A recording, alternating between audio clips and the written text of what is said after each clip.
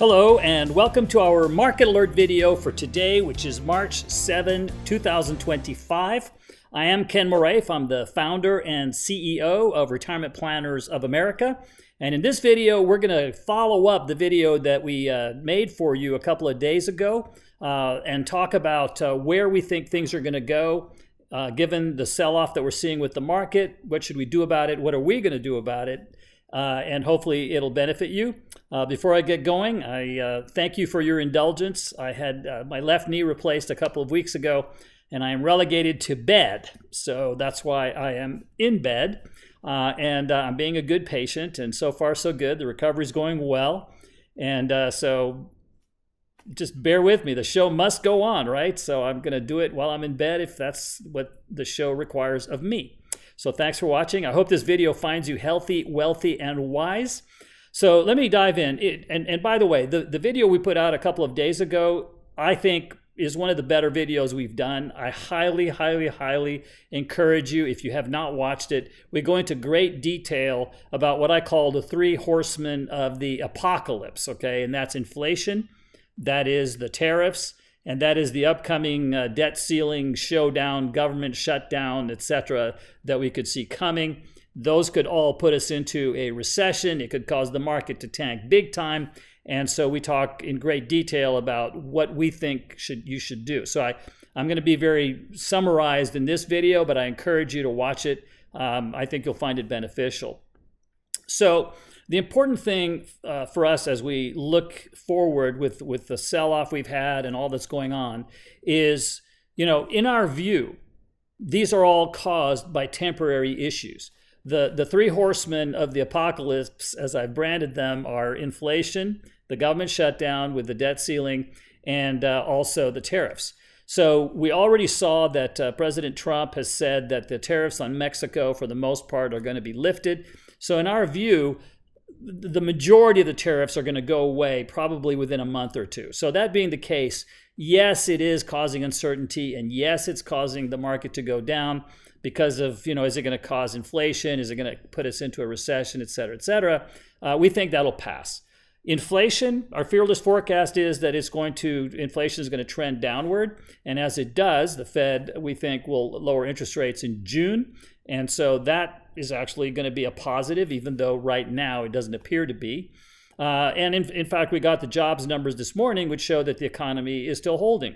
The jobs numbers were benign. We didn't see anything bad or really good. It's kind of more of the same, and more of the same is okay. And then on the debt ceiling, the thing about the debt ceiling that drives me crazy is this is what we do, okay? And this is so incredibly backward and stupid in my view. So here's what we do. We borrow the money, and then months later, we argue about whether we're going to pay back the loan that we just took. That's stupid. We should do it the other way around. We should argue about whether we can get the loan in the first place. And once it's approved, then go get the loan, and it's done.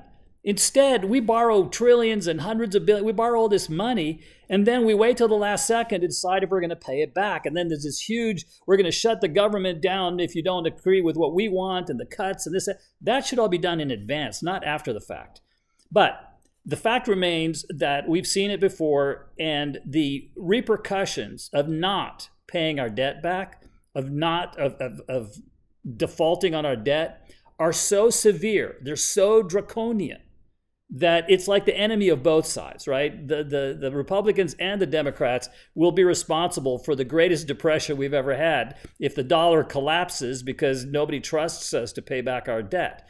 It can't happen. It would be so incredibly terrible that hopefully even the most irrational person in Congress is able to see that, and that's why we think they'll come to terms. So all three of those things are temporary, but they could drive us in our firm to our sell signal. And as you guys know, we work with people who are over 50, who are retiring soon.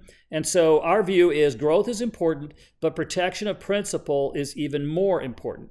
And we have a strategy we call invest and protect. And the invest and protect strategy told us to sell in November of 2007, which was a year before Lehman collapsed, but certainly before 2008, which was the worst bear market since the Great Depression.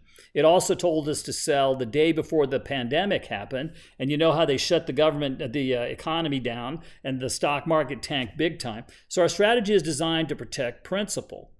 And so we are relatively close to our sell signal. We're not there yet, but the thing about it is that we think that what's causing the market to go down right now are those three horsemen of the apocalypse, as I've branded them. And we think they're temporary. And so therefore, if our strategy says to sell, the inclination would be, yeah, but why would we sell given that those things are temporary and the market will bounce right back? Here's the thing. The market is kind of uncanny, if you will. It's got a sixth sense. It tends to smell out stuff that's happening that may not yet be shown in the data. So it may be that the market right now is going down, not because of those things, for some other reason. The market is sensing a recession. It's sensing something that's just not right. And it may not be the tariffs. When President Trump announced that Mexico's tariffs are not going to be as bad as we thought, the market didn't bounce up. So maybe it's not the tariffs. Maybe it's not the government shutdown. Maybe it's not inflation. Maybe there's something else. That's why we don't ignore our strategy, because it's telling us kind of what the market is thinking, which the data and the facts are part of, but the intuition of the market, which is hard to quantify, is also part of that equation. And the thing about the market that's also interesting is that it is the sum total of the thinking of every investor around the planet. So that includes inside traders who are doing it illegally, really smart people, really stupid people, greedy people, scared people. It includes everything. And that's the beauty of the market. It's the sum total of the knowledge of every investor. And there's a lot of stuff that, we may not know about. So that's why, should we reach our sell signal, we want to protect our clients from the downside. And so right now we have not reached that point, and we don't think we will, by the way. But should we will take action on behalf of our clients. So for now, we think that things are going to be okay. We're going to play through all this stuff, and we won't hit our sell signal. But if we do, we will protect. We will go into protection mode to protect our clients as much as we can.